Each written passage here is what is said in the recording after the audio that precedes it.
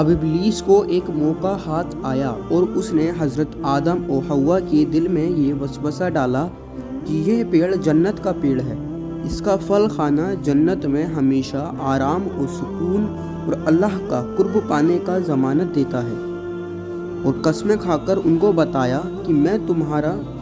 خیر خواہ ہوں، دشمن نہیں ہوں۔ یہ سن کر حضرت آدم علیہ السلام کے انسانی اور بشری خواب میں سب سے پہلے نسیان یعنی کہ بھول چوک نے ظہور کیا، اور یہ بھول بیٹھے کہ اللہ کا یہ حکم ضروری تھا، نہ کہ رب کی اور سے کوئی مشورہ۔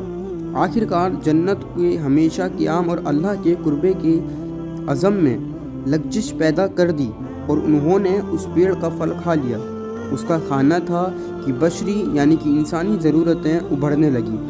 دیکھا تو ننگے ہیں اور لباس سے محروم، جلد جلد آدم حوا دونوں پتوں سے سطر ڈھکنے لگے، گویا انسانی تمدن کی یہ شروعات تھی کہ اس نے ڈھانکنے کے لیے سب سے پہلے پتوں کا استعمال کیا۔ ادھر یہ ہو رہا تھا کہ اللہ تعالیٰ کا غضب اترا اور آدم سے پوچھ تاچھ ہوئی کہ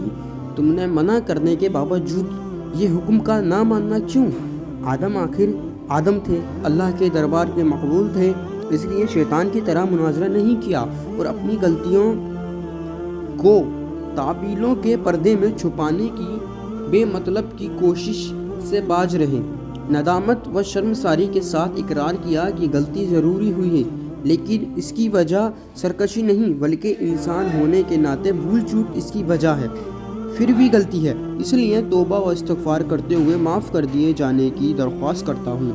اللہ تعالیٰ نے ان کے اس جرم کو قبول فرمایا، معاف کر دیا، مگر وقت آ گیا کہ حضرت آدم علیہ السلام کی زمین پر خلافت کا حق ادا کریں۔ اس لیے حکمت کے تقاضے کے طور پر ساتھ ہی یہ فیصلہ سنایا کہ تم کو اور تمہاری اولاد کو ایک طے وقت طے زمین پر قیام کرنا ہوگا، اور تمہارا دشمن ابلیس عبادت کے اپنے تمام سامان کے ساتھ وہاں موجود رہے گا، اور تم کو اس طرح ملکوتی اور طاغوتی دو ٹکرانے والی طاقتوں کے درمیان زندگی بسر کرنی ہوگی۔